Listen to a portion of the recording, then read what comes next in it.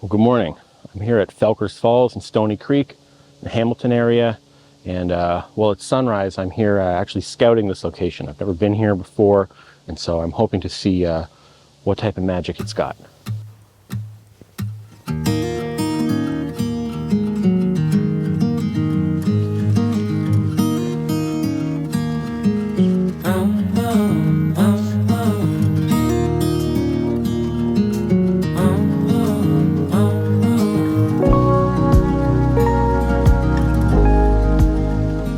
So I've come here around sunrise, but the sunrise is not what I'm shooting today. It's going to be very nice to have some early morning light and some fog, as we're about -2 degrees here.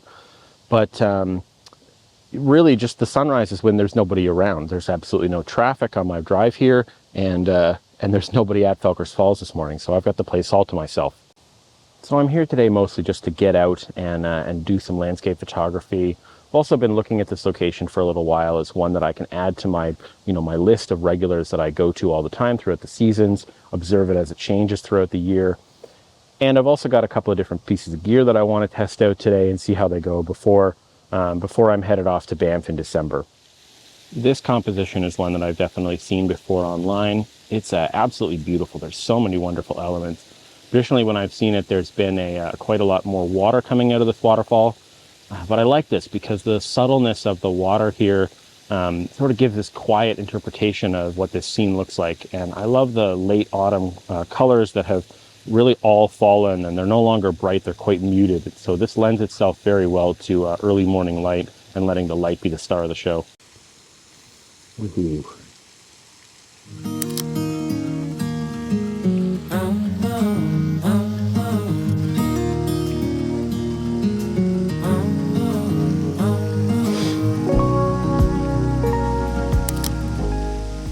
So what I'm trying to do now is position my elements in the camera frame the way that I think is going to be most pleasing and is going to complement each other the right way.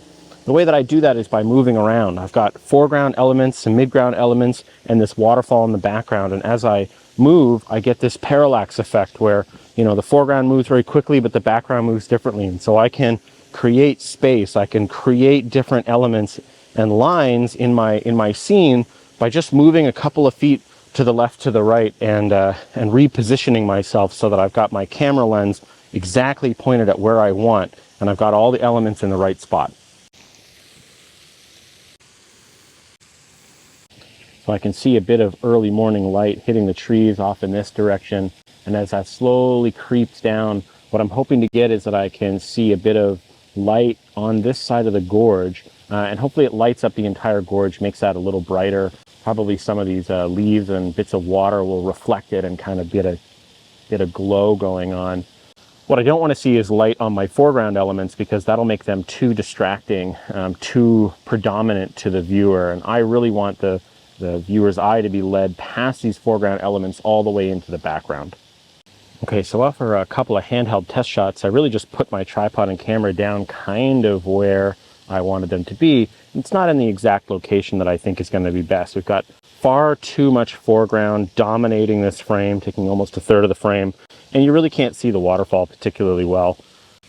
In reality, I think I'm just moving a little bit farther forward and probably figuring out how to get the best parts of this foreground element without getting the entire thing. What I want from this composition is that the viewer is going to follow this foreground element, which is this root system and leaves, all the way to the right in a circular kind of motion, and lead into the gorge where there'll be some wonderful light, hopefully, and then onto this waterfall and follow the waterfall down as it makes its way to the ground. So what I'm going to do now is move my tripod, reposition my camera ever so slightly so that the root at the top here isn't interrupting any of the bottom sort of water. There's a little pond here that's made out of the waterfall, and I don't really want to interrupt that. So what that means for me is that I've got to move slightly forward. And I want there to be a bit of separation. You have to leave a bit of space between elements so that they exist all on their own. And as I think I've done that, I'm going to swing the camera this direction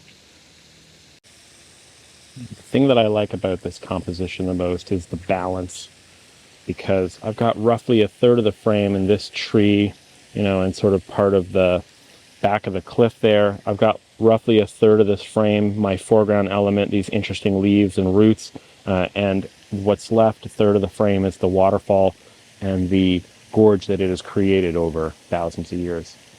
One of the last things that I'll do is zooming my composition out so that I have more pixels, more data than I need, and I can crop in, which means I can level and I can transform the image a little bit and change around how it looks.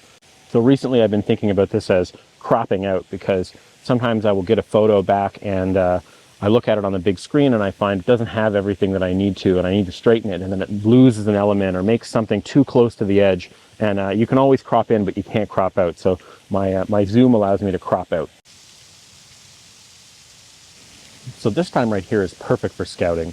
I am waiting for the light to get better. I found my spot. I think I've got my composition exactly where I want it. And that means I can, have a little snack, but more importantly, I can look around. And now that the sun has risen, I can start to see different things that I didn't see in the dark. One of the things that I've noticed immediately about this is that the gorge is really quite straight and goes out quite a lot. And there doesn't appear to be anything at the end of it, which means that at some days throughout the year, maybe 2 or 3 days, there will be a sunrise right at the end of that gorge. And when that rises, the light will come directly in through all the trees that are down here, and it's going to light up this waterfall specifically, leave all the foreground elements, kind of in shade or in the dark, but create glowing, magnificent waterfall right at the end here. And that will be the most amazing thing to draw anyone's eye directly towards this. I'm sure it'll be an absolutely wonderful scene. And so as I'm thinking about adding this location to the list of locations I regularly go to, that means I've got to start looking on maps, looking on photographers' ephemeris in order to find where the sun is going to rise and what it's going to hit. And yeah, I'm sure maybe it's in the spring or the late summer before, the sun's kind of rising over in this direction now, but there will be an angle throughout the year sometime where it'll come in just over here. And I can find that and I can plan this shot out. And it might be months in advance. It might be nearly a year in advance, but that doesn't mean that I can't get it. I'll know exactly when I need to go. I can put it in the calendar and I can plan to come back here to get an absolutely wonderful shot. So as is typical, I'm waiting for light. And I don't think it's actually going to get good, because as the sun rises and it begins to light up more and more of this gorge, it's going to be very white. It's going to be very hot, and it's going to be not exactly what I want to sort of give the soft, subtle look that I was thinking about for this particular composition. So I've decided to call it. I think this trip was primarily to get out and get a little bit of experience with this particular location. I've gotten that, so I'll take the shot that I have framed up here, and after that maybe I'll take a few test shots, maybe explore a little bit to get a good idea for what this location can offer, so that I can plan out what it is that I want to shoot when I come back here at some point in the future.